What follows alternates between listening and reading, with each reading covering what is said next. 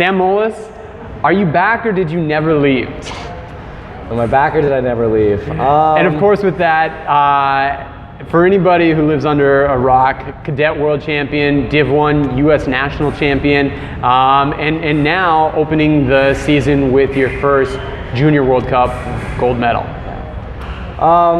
You know, this is something that Dan said to me right after I won the Junior World Cup, because the French coach came up to me after and gave me a hug and said, "It's good to see you back." And Dan came up to me after that and he's like, "Listen," he's like, "I'm not gonna say welcome back because you were never gone."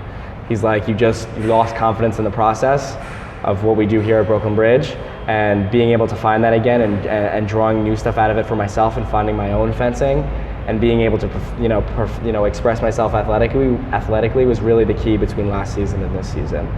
I'm not thinking about it in terms of I'm back or I'm not back, because being able to express myself outside of the club, outside of all this work I put in, is just, again, it's a byproduct of what I put in here. And what never changed is the confidence in the process. What we do here at Brooklyn Bridge, I have seen, and there's evidence that it can make you the best fencer in the world. And if I remain confident in that and try to evolve that and mix it in with my own fencing, that I will be able to ride with these ups and downs. And definitely most high-level athletes share that same focus, where it's all about the process. And yes, everyone wants the results, but that's a secondary focus in some ways.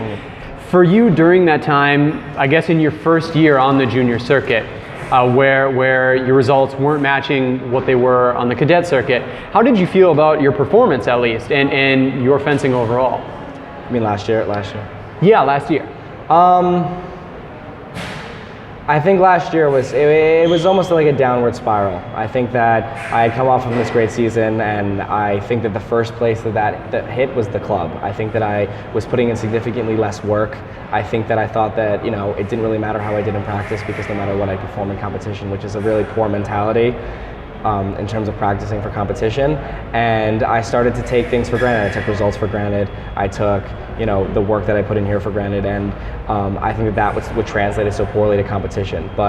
And that was the first change that needed to be made. I started working with Justin Tausig, my sports psychologist, and again, even more with Dan as well. And we learned how I can really work on this here and letting that translate into competition.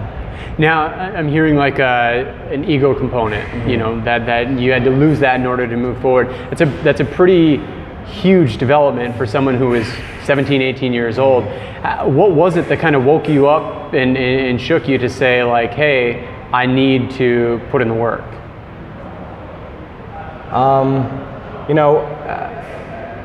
Because I guess I'll expand. It's, I'd say, rare that there's, I'm sure you were feeling much differently, but that it's so easy. It sounds like there was a pretty clear and direct correlation between the work that you were putting in after a junior world or a cadet world title and what you were doing before, and you were seeing that in your results. Yeah, it's when you're really, and a lot of fencers will understand this feeling, when you're really in that grind in the middle of the season, and when you finish a competition and all of a sudden you're preparing for the next competition, you're in this grind where you don't have a time to take a step back and be like, oh, look at what I've done, or look at all this work that I've put in. There's no time for that. So after getting results and being able to take a step back and having people say like, great job, great, and being able to look back on videos, and it becomes very overwhelming when you actually take the time and you get out of that grind. And I think I remained out of that for a lot of last season, where I was still living in the past and waiting for the results to come to me. And what's really important for me this season is that this season is not about results. It's not about it's just about continually getting back into that grind with hard work and smart work, and constantly evolving my fencing in the best way, in the most efficient way that I can. To that point, you're now in your second year as a junior, no longer a cadet. How much of a factor was that last year with growing out of cadets, being a full junior, and now being one more year? It was actually, I enjoyed my last year of cadet because I felt young, I felt little, I felt like being the underdog. I go to these Junior World Cups and I'm still a cadet. I'm a 1998, and there was something that I drew confidence from, especially I had some success at some of the cadet international events, and I think that helped translate it to the Junior World Cups. Being a first-year junior, I found difficult. There's a big transition between going from a cadet to a junior. There's an even bigger transition going from a junior to senior. That's not even comparable. But Definitely is difficult. You go and it almost feels like this is the level that you're supposed to be competing at, and when you don't meet those expectations that you set for yourself, it can be very it can be very depressing.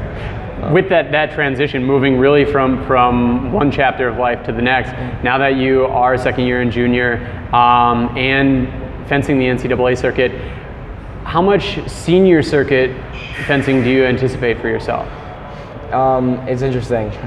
Right after Cadet World Championships, I think I had said, I'm going to do this specific interview and this Senior World Cup and this Senior World Cup, and Sam's Corner is where that interview right took place. The poor mistake that I made, and that's an example of the ego, is there's the level of these Senior World Cups, no matter who you are in juniors or no matter who you are in cadet, it's so much greater than what you would possibly expect. I mean, the best juniors will rarely make a 64 at a Senior World Cup. The worst senior will probably have a field day with the best junior, and unfortunately, that's the way that it is. But I think that the way to start building up to that level is to eventually start going to those Senior World Cups. However, right now, I need to not necessarily focus on juniors or seniors. I have work to put in here. The work is never done. Dan and I are constantly evolving the things that we're doing and adding them into the process that we work on. And when my coach says it's time to go to seniors, we put in the same work that we would for the Senior World Cup that we would for the Junior World Cup, regardless of how high the level of seniors is, which is just very strong. Awesome. Well, good luck with the process. Thank you. And your NCAA season. Yeah, thank you.